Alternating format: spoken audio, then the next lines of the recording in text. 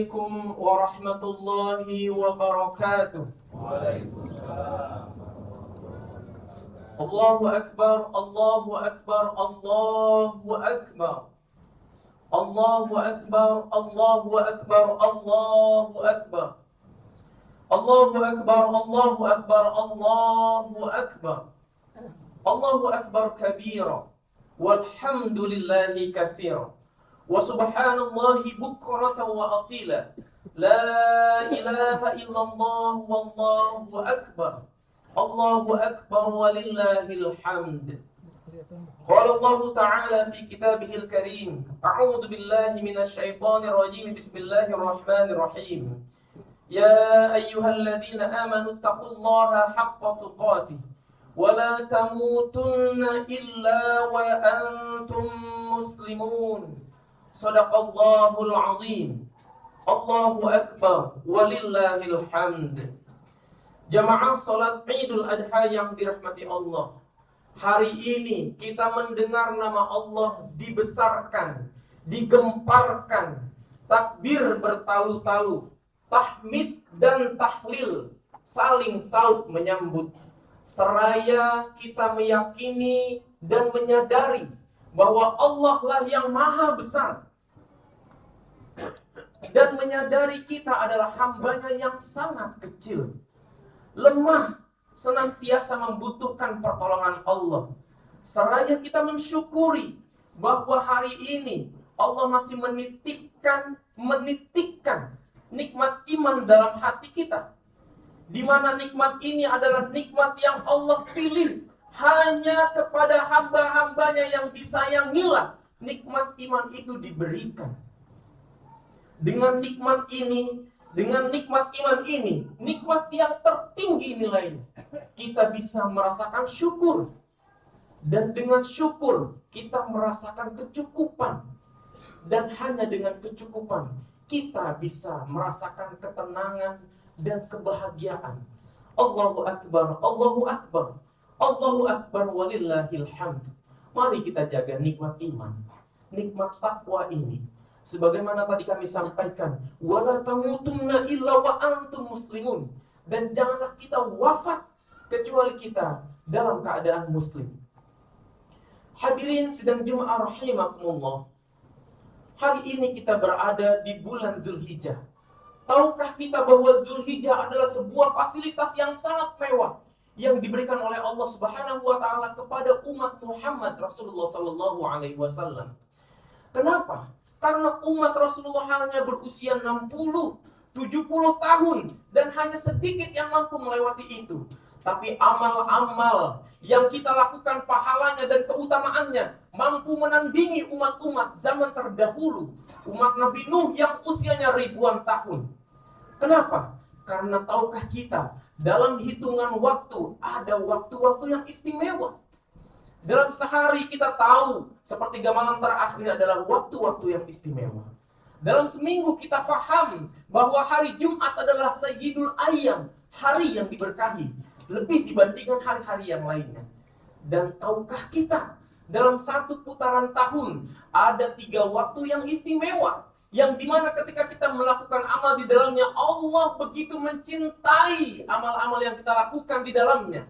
10 hari terakhir di bulan Ramadan, 10 hari awal di bulan Muharram, 10 hari awal di bulan Zulhijjah. Apa yang kita lakukan di 10 hari awal bulan Zulhijjah ini, nilainya mampu menandingi mereka yang berjihad di jalan Allah. Ma min ayyamin al-amalu shalihu fiha ahabbu ila Allah min hadhil ayyamul 'ashr. Sungguh amal-amal yang dilakukan pada 10 hari awal bulan Zulhijjah adalah amal yang begitu dicintai oleh Allah, sampai sahabat memvalidasi hadis ini. Walal jihadu fisabilillah ya Rasulullah. Apakah termasuk jihad fisabilillah tidak mampu menandinginya? Walal jihadu fisabilillah. Hadirin, kita berada di puncak 10 Zulhijjah. Dan puncaknya Yaumun Nahar, hari penyembelihan, tidak ada satupun amal yang lebih dicintai oleh Allah yang dilakukan pada hari ini kecuali mengalirkan darah hewan kurban. Allahu Akbar walillahil hamd. Hadirin jamaah sidang Idul Adha yang dirahmati Allah. Uniknya dan menariknya dari 3 waktu utama tadi semuanya punya tokoh kunci. Ramadan dengan Rasulullah diturunkannya Al-Quran, Muharram dengan Nabi Musa diselamatkannya dari kejaran Fir'aun, dan Dzulhijjah adalah kisah Ibrahim dan anaknya Ismail. Dzulhijjah seluruhnya menceritakan bagaimana cinta seorang Ibrahim kepada Allah Subhanahu wa Ta'ala. Dan di panggung sederhana ini, di mimbar yang singkat ini, mari kita meneguhkan kembali kisah Ibrahim. Kita jadikan Dzulhijjah ini sebagai madrasah bagi kita. Jangan sampai ini berlalu dengan euforia seremonial, potong hewan kurban, makan-makan. Itu betul dan sunnah. Tapi jangan sampai ibaratnya kita lewatkan.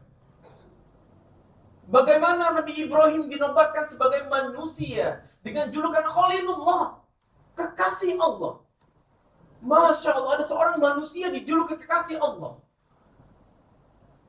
yang cintanya selalu berbanding lurus dengan ujiannya yang diberikan oleh Allah Subhanahu wa Ta'ala, yang berkali-kali mampu menunjukkan, mampu melewati ujian yang begitu dahsyat, membuktikan kecintaannya kepada Allah Subhanahu wa Ta'ala, yang namanya kita sebut dalam tahiyat akhir kita tadi, disandingkan dengan nama Rasulullah, yang namanya dinobatkan dalam surah Al-Mumtahanah ayat 4. Qad kanat lakum uswatun hasanatun fi Ibrahim walladzina ma'ah. Sungguh ada suri teladan yang baik bagimu pada Ibrahim dan orang-orang yang bersamanya. Hadirin, teladan bagi kita bukan hanya Rasulullah, tapi Ibrahim alaihissalam. Setidaknya 3 hal yang akan kami sampaikan secara singkat. Ketika Ibrahim memiliki 3 tempat yang istimewa dalam sejarah dakwanya. Pertama, ketika beliau berada di Babilonia yang sekarang menjadi Irak, di sebelah sungai Tigris. Kemudian di Palestina dan di Bakkah yang kita sebut sebagai Makkah sekarang. Yang pertama, ketika Nabi Ibrahim berdakwah di Babilonia, hari itu Nabi Ibrahim berdakwah di sebuah negeri yang subur dan kaya raya, dipimpin seorang raja bernama Namrud. Tapi raja ini menisbatkan dirinya sebagai Tuhan dan menisbatkan sesembahannya kepada bintang-bintang, bulan, langit, matahari, menyembah berhala dalam bentuk patung. Ibrahim berdakwah, mengajak mereka dan kaumnya untuk bertauhid kepada Allah Subhanahu wa Ta'ala, Tuhan yang sebenarnya menciptakan bintang gemintang, langit, bulan dan seluruh isinya. Tapi tahukah hadirin, ketika Ibrahim berdakwah kepada kaumnya, dia seperti membentur tembok. Tidak ada satupun orang yang mau mendengar dakwahnya. Narasi demi narasi dihadirkan, ajakan demi ajakan diucapkan. Tapi tidak ada satupun yang mau mendengar ajakan Nabi Ibrahim, kecuali satu wanita soleh yang menjadi istrinya, Siti Sarah.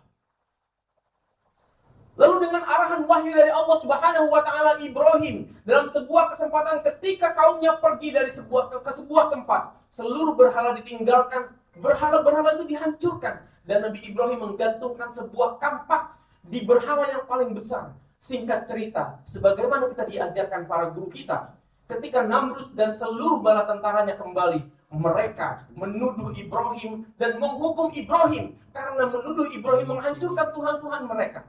Dan jadilah saat itu Ibrahim sebagai common enemy, musuh masyarakat. Seluruh masyarakat Babilonia dari ujung timur sampai ujung barat membenci Nabi Ibrahim. Nabi Ibrahim dihukum dengan cara dibakar di tengah kota, di alun-alun. Tapi Raja Namrud punya strategi. Kayu yang digunakan untuk membakar Ibrahim bukanlah kayu yang dikumpulkan oleh Raja Namrud, tapi Raja Namrud mengumumkan, ayo kumpulkan seluruh kayu, kita bakar Ibrahim. Sampai diceritakan oleh Ibnu Katsir dalam kitab Bidayah wa Nihayah. Ada satu nenek di pinggir hutan, buta, ketika mendengar eksekusi Ibrahim, dia menangis. Dan dia mengatakan, aku menangis bukan karena Ibrahim akan dihukum, Aku menangis bukan karena Ibrahim akan dibakar, tapi aku sedih. Aku tidak mampu mengantarkan kayu bakar untuk membakar Ibrahim. Bayangkan, Nabi Ibrahim berdakwah, dibenci oleh seluruh masyarakat. Terkumpullah kayu yang begitu banyaknya tingginya sampai Ibrahim dinaikkan dengan sebuah ketapel raksasa. Imam Ibn Katsir mengatakan, Raja Namrud sengaja membakar kayu itu dari bawah. Kepulannya mengacu ke atas. Karena apa? Raja Namrud ingin mendengar permintaan maaf dari Ibrahim. Sampai-sampai dikatakan oleh Ibn Katsir, seandainya seekor burung terbang di atasnya, maka sudah pasti dia akan terbakar gosong. Tahukah hadirin, ketika Nabi Ibrahim melihat seluruh manusia, seluruh umatnya bertepuk tangan menyaksikan hukuman eksekusi, ketika Nabi Ibrahim melihat seluruh manusia tidak menunjukkan simpati, hanya seorang Siti Sarah menggigit dalam kesedihan. Lalu keluarlah sebuah doa dari hati yang paling ikhlas dan diabadikan oleh Allah menembus ruang waktu, dan kita hafal doa itu ketika seluruh manusia tidak menunjukkan simpati kepada kita. Dan doa ini menjadi kekuatan bagi kita orang-orang yang beriman ketika kita berada di memijak kebenaran. Hasbunallah wa ni'mal wakil. Ni'mal maula wa ni'mal nasir. Nabi Ibrahim mengajarkan kepada kita ketika seluruh manusia membenci dirinya atas kebenaran yang disampaikan, maka cukuplah Allah sebagai pembela dan penolong. Cukuplah Allah. Hadirin, dari kisah ini kita belajar, kalaulah kita berada di jalan kebenaran dan kita dibenci karena kebenaran yang kita sampaikan, wallahi, itu adalah sebuah anugerah buat kita. Karena kenapa? Para nabi pun dibenci, para ulama dibenci, para wali mereka diperangi, tapi karena kebenarannya. Tapi kalau kita dibenci karena akhlaknya, itu baru musibah buat kita. Allahu Akbar, Allahu Akbar, Allahu Akbar, walillahil hamd. Pelajaran yang kedua yang kita petik dari kisah Nabi Ibrahim, seorang manusia yang mampu menunjukkan cintanya kepada Allah, yang mana Allah menunjukkan cinta seorang hamba kepadanya akan selalu berbanding lurus dengan ujian yang akan diberikan kepadanya. Adalah ketika Nabi Ibrahim berpuluh-puluh tahun mengajak umatnya di Babilonia untuk meninggalkan kemusyrikan, meninggalkan berhala, menuju ketauhidan. Tahukah kita bahwa siapa yang membuat berhalanya tidak lain dan tidak bukan adalah ayahnya sendiri. Ini menunjukkan kepada kita bahwa sesungguhnya dalam ajaran kita tidak ada yang namanya keluarga ideal. Logika kita menuntut bahwa seharusnya para ustadz, para ulama, para kiai, para wali, para nabi, harusnya mereka adalah keluarga sakinah. Tapi tidak, hadirin. Para nabi dipotret kehidupannya, mereka diuji oleh orang-orang terdekatnya, keluarganya, circle terdekat. Nabi Nuh diuji oleh anaknya, Nabi Ayub, Nabi Lut diuji oleh istrinya, Nabi Muhammad diuji oleh pamannya, Nabi Isa, Nabi Yunus diuji oleh umatnya. Jadi kalau ada di antara kita yang hari ini diuji oleh orang-orang terdekatnya, hadirin, itu bukan cerita baru. Kalau hari ini ada seorang suami yang bersabar atas keburukan istrinya, istri yang bersabar atas kelakuan suaminya terhadap anaknya, ketahuilah, orang-orang soleh pun, para nabi bahkan, orang-orang yang diturunkan wahyu langsung kepadanya, mereka pun diuji dengan orang-orang terdekatnya. Tapi perhatikan bagaimana Nabi Ibrahim mampu menunjukkan kelembutan dalam dakwahnya. Ketika Nabi Ibrahim, seorang yang sangat mencintai Allah, memerangi kemusyrikan, tapi berhala itu diproduksi oleh ayahnya sendiri. Nabi Ibrahim menunjukkan dakwah yang begitu lembut dan simpatik kepada ayahnya sendiri. Sampai diabadikan percakapan beliau kepada ayahnya. Dalam surah Maryam ayat 42. Idh qala li abihi ya abati lima ta'budu ma la yasma' wa la yubsir wa la yughni 'anka syai'a. Wah, ketika Ibrahim berkata kepada ayahnya, Ibrahim tidak menghardik, Ibrahim tidak menghina, tidak mencaci, tidak menyalahkan, tapi perkataan lembutnya. Nabi Ibrahim berkata, wahai ayahku, mengapa engkau menyembah sesuatu yang tidak mendengar? Sesuatu yang tidak melihat dan tidak mampu memberikan manfaat sedikit pun kepadamu. Bayangkan ketika seseorang yang berdakwah menyampaikan kebenaran, Nabi Ibrahim menunjukkan bagaimana kebenaran itu pun harus disampaikan dengan sesuatu yang baik, yang lembut. Menjadi pelajaran bagi kita. Banyak di antara kita hari ini yang dakwahnya menyakiti, menegurnya menyayat hati, mengingatkan keluarga, tapi tidak mencontohkan. Merasa benar dan menyalahkan yang lain. Ya abati inni akhafu ayyamassaka 'adzaban minar rahman fatakuna lisyaitani waliya. Wahai ayahku, sungguh khawatir engkau akan ditimpa azab dari Tuhan. Aku khawatir engkau akan diazab oleh Tuhan yang Maha Pengasih, sehingga engkau menjadi teman bagi syaitan. Qala salamun 'alaik sa'astaghfiru laka rabbi innahu kana bi hafiyyan. Ibrahim, ketika narasinya tidak sanggup menembus kekerasan hati ayahnya, maka Nabi Ibrahim pun tetap mendoakan, semoga keselamatan dilimpahkan kepadamu. Aku memohon ampun kepadamu, kepada Tuhanku.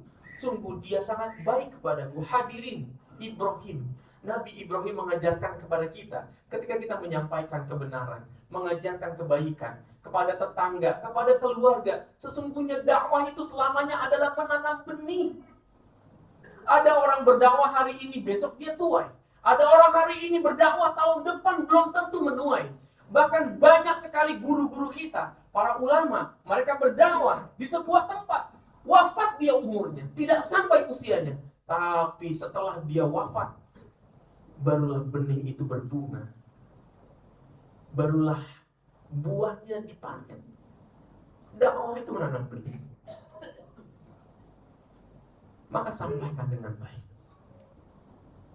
Allahu Akbar, Allahu Akbar, Allahu Akbar. La ilaha illallah, wallahu akbar. Allahu Akbar walillahil hamd. Barakallahu li wa lakum fil Qur'anil Karim. Wa nafa'ani bima fihi minal ayati wa dzikril hakim. Fataqabbalallahu minni wa minkum tilawatahu innahu huwal ghafurur rahim.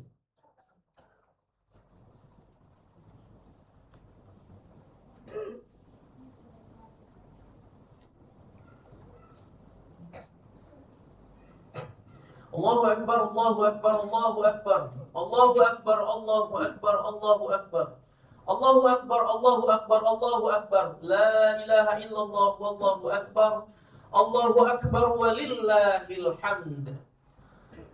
Kebesaran dan segala puji hanyalah bagi Allah. Hadirin, pelajaran yang ketiga yang kita bisa tuai di momen Dzulhijjah ini dari Nabiullah Ibrahim adalah kepatuhan tanpa syarat. Kepatuhan tanpa syarat. Tahukah hadirin, ketika Nabiullah Ibrahim melanjutkan dakwahnya ke Palestina, berpuluh-puluh tahun berdakwah, Nabi Ibrahim tidak dikaruniai anak. Riwayat mengatakan sampai usianya 86 tahun, setiap hari Nabi Ibrahim berdoa kepada Allah, Rabbi habli minas salihin. Ya Allah, anugerahkanlah aku keturunan yang saleh. Karena Nabi Ibrahim menginginkan penerus untuk dakwahnya. Sampai Allah Subhanahu wa taala meluluhkan hati Siti Sarah untuk mencarikan istri yang kedua agar mampu memberikan keturunan bagi Ibrahim. Menikahlah Ibrahim dengan Siti Hajar, dikaruniailah Ismail. Tahukah hadir, ketika Ismail hadir, anak yang diminta-minta berpuluh-puluh tahun, anak yang diharapkan, kemudian diperintahkan oleh Allah untuk meletakkan seorang wanita bernama Hajar bersama anaknya yang masih merah bernama Ismail, bermodalkan tenda sederhana dengan beberapa jerigen air dan segumpal makanan. di sebuah tempat yang tandus. Jangankan rumput, burung pun tidak lewat.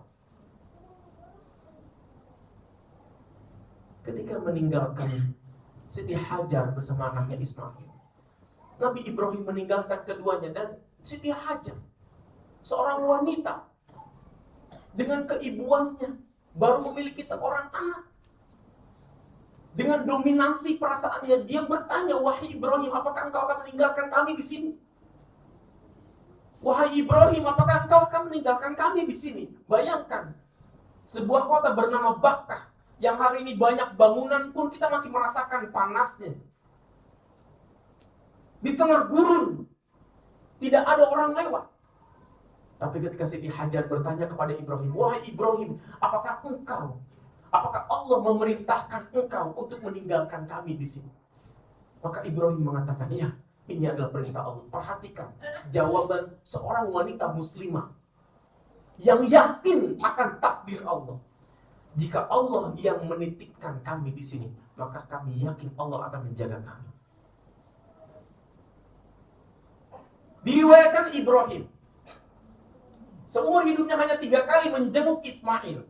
Yang pertama ketika menitipkan, yang kedua ketika menjenguk di usia Ismail berumur 9 tahun. Riwayat lain mengatakan 13 tahun. Ketika menjenguk anaknya Nabi Ibrahim, datanglah mimpi.